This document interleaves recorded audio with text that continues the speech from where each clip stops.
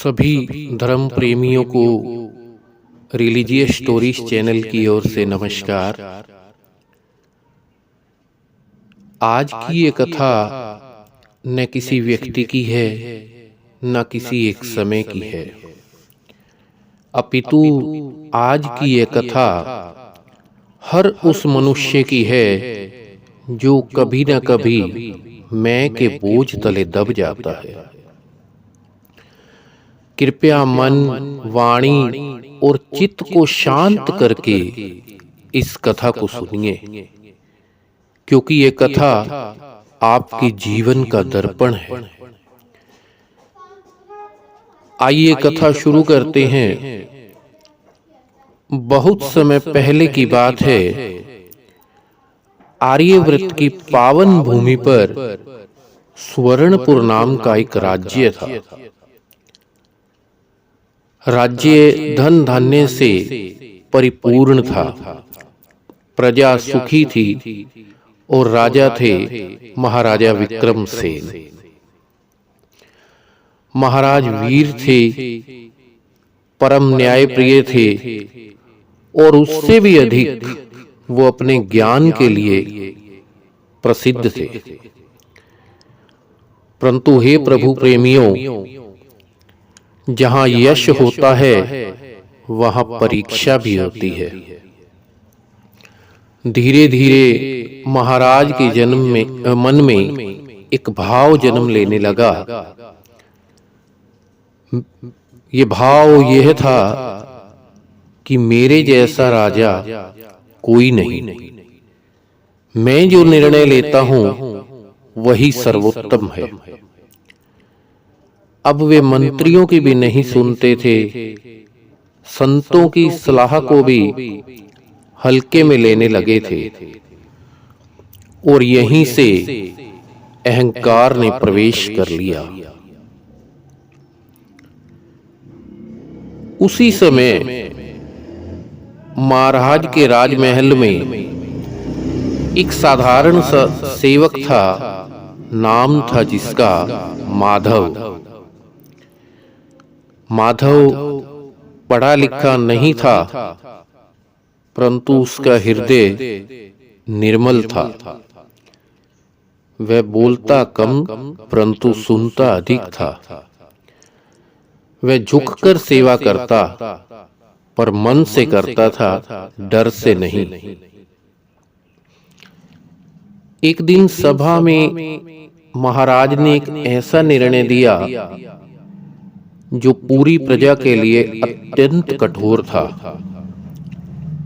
मंत्री चुप थे, परंतु माधव ने साहस करके कहा, महाराज क्षमा करें, परंतु एक बात मैं आपसे कहना चाहता हूं कि जो भी निर्णय आपने ये लिया है, इससे प्रजा को अत्यंत कष्ट होगा। पूरी सभा माधव की ये बात सुनकर स्तब्ध रह गई। राजा क्रोधित हो उठे और बोले कि अब एक सेवक मुझे सिखाएगा राजधर्म। माधव यह सुनकर चुपचाप झुक गया और कुछ नहीं बोला। कुछ दिनों के बाद राज्य में एक महान संत पधारे। सफेद वेश, नेत्रों में करुणा और वाणी में सत्य। राजा ने उनका स्वागत किया।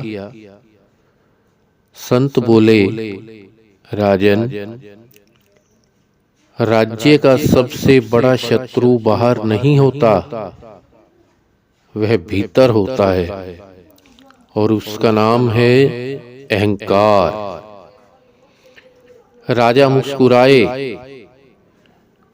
और बोले, हे महात्मन, राजा में आत्मविश्वास न हो तो राज्य कैसे चले? यह सुनकर संत अत्यंत शांत स्वर में बोले, आत्मविश्वास और अहंकार में अंतर है राजन। आत्मविश्वास सबको साथ लेकर चलता है और अहंकार सबको पीछे छोड़ देता है। राजा ने संत की बात अनसुनी कर दी। समय बीतता गया, राजा का व्यवहार कठोर से कठोर होता गया। प्रजा भयभीत रहने लगी और फिर एक दिन ऐसा आया कि राज्य पर शत्रु ने आक्रमण कर दिया। सेना बिखर गई, मंत्री भ्रमित हो गए, राजा अकेले पड़ गए। जिस सेवक को उन्होंने तिरस्कृत किया था, माधव, वही अंत तक राजा के साथ डटा रहा।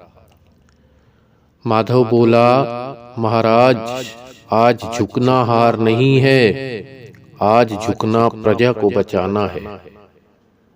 यह सुनकर राजा की आंख खुल गई और राजा ने पहली बार सिर झुकाया। उन्होंने संत की शरण ली, संपूर्ण प्रजा से क्षमा मांगी और हे प्रभु प्रेमियों, यहीं से राज्य बच गया। राजा बदल गए। अब वे कहते, मेरा राज्य मेरे कारण नहीं, मेरे साथ चलने वालों के कारण चलता है। माधव को सम्मान मिला, पर वह पहले जैसा ही रहा, अत्यंत विनम्र। हे प्रभु प्रेमियों, अहंकार मनुष्य को ऊंचाई पर नहीं, अकेलेपन में ले जाता है। विनम्रता मनुष्य को झुकाती नहीं, उसे सबके हृदय में बिठा देती है। जो झुकना सीख लेता है, वो उठना सीख लेता है, और जिस दिन मैं मिट जाता है, उस दिन ईश्वर प्रकट हो जाते हैं। इसी भाव के साथ मैं अपनी वाणी को विराम देता हूं और आशा करता हूं कि आज की इस कथा से आपको जो भी सीख मिली होगी, वो आप अपने जीवन में उतारेंगे, फलीभूत करेंगे और आपका कथा सुनना पूर्णतः चरितार्थ हो जाएगा। प्रभु प्रेमियों, अगर आपको ये कथा अच्छी लगी हो तो लाइक करें, कमेंट भी करें और इस कथा को अपने सभी मित्र, बंधु, सगे संबंधियों के साथ शेयर भी अवश्य करें। और इस आगामी इसी प्रकार की कथा कहानियों को सुनने के लिए इस चैनल रिलीजियस स्टोरीज को सब्सक्राइब भी अवश्य करें। परमात्मा हमेशा आपके साथ रहे और आप अपने जीवन में यूं ही उन्नति करते रहें, इसी कामना के साथ। जय श्री राम।